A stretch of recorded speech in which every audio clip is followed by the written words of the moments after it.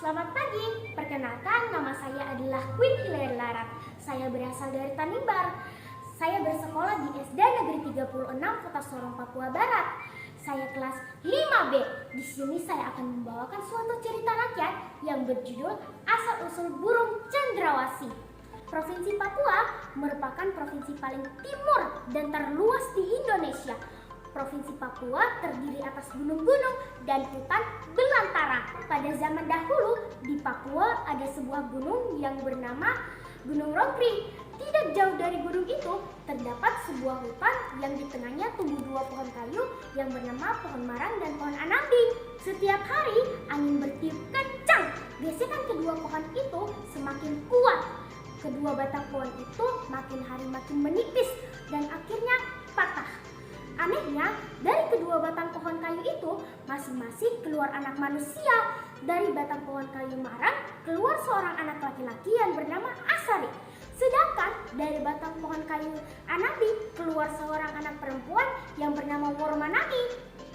Pagi itu mentari baru muncul peraduannya. Burung-burung bercanda ria, bersaut-sautan menjadikan pagi itu amat indah. Pada pagi yang indah itu, Asari dan Woromanami bertemu. Mereka terkejut, mereka tidak percaya jika mereka bertemu dengan manusia. Kemudian diusapnya mata mereka. Mengapa kamu berada di sini? Tanya Asari. Aku tidak tahu mengapa aku berada di tempat ini, jawab Woromanami. Dari mana asalmu? Asalku dari pohon kayu. Dari pohon kayu? Ya, aku berasal dari pohon kayu. Mereka diam, suasana menjadi hening. Burung-burung pun mendadak berhenti berkicau, seakan menyaksikan pertemuan mereka. Mereka saling memandang. Sudah lama kakak tinggal di sini? Belum, jawab Asari. Bersama siapa kakak tinggal?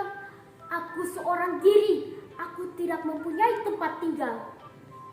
Mereka saling memandang dan saling melontarkan senyum. Siapa namamu? Tanya Asari gagap. Woromanami, jawab Woromanami lirih. Siapa? Woromanami. Namaku Asari. Telah bercakap-cakap, saling mengetahui asal mulanya dan saling mengenal, Asari mengajak Woromanami tinggal bersama. Tinggal bersama? Tanya Woromanami. Ya, sebaiknya kita tinggal bersama, jawab Asari. Di mana? Kita harus mencari. Woromanami dengan lapang dada menerima ajakan Asari. Seketika itu mereka pergi tanpa arah dan tujuan. Sesampai di Gua Bayoman, mereka berhenti untuk beristirahat. Setujukah kamu tinggal di sini? Tanya Asari. Aku setuju saja, jawab Woromanami. Baiklah, kita tinggal di gua ini. Sejak itu, mereka tinggal di Gua Bayoman. Setiap hari mereka makan buah-buahan dan dedaunan yang ada di sekitar gua. Asari dan Woromanami makin hari makin dewasa. Dalam diri mereka tumbuh naluri saling menyayangi, mencintai, dan mengasihi. Kemudian atas petunjuk Tuhan, mereka menikah. Pernikahan mereka dikaruniai seorang anak laki-laki yang diberi nama Sikowai. Tuhan sangat mengasihi dan menyayangi ciptaannya. Dia mengenalkan mereka pohon sagu.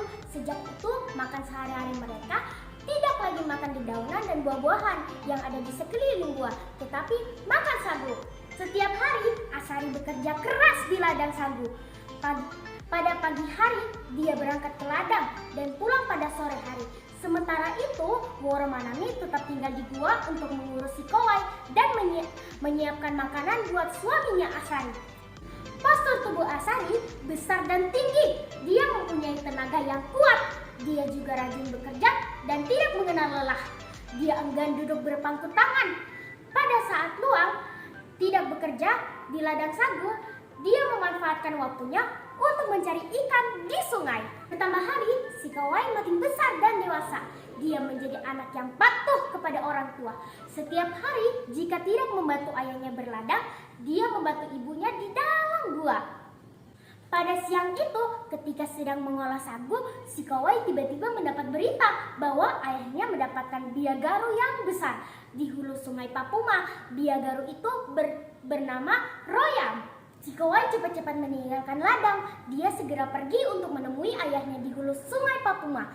Ayah, ayah, ayah, memanggil si Kowai.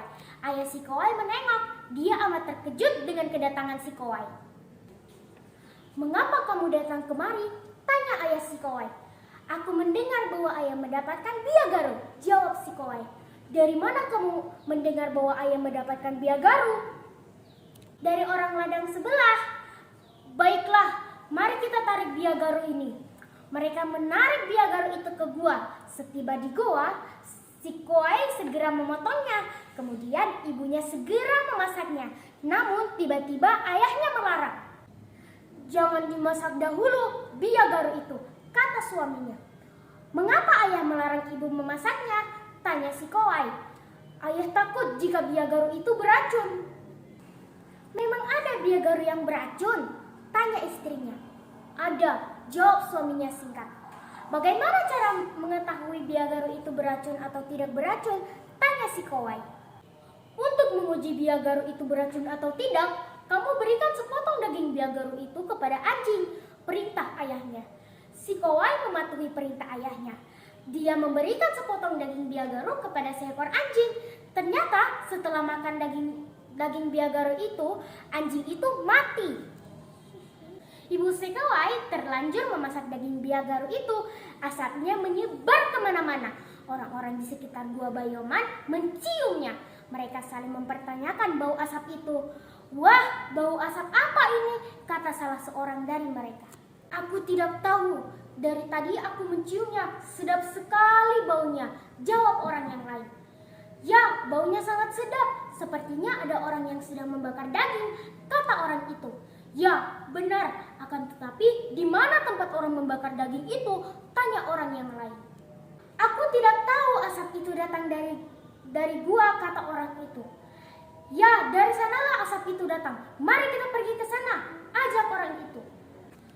"Tunggu dulu, kita ajak orang-orang," kata orang yang lain. Untuk memanggil orang-orang, mereka memukul kentongan.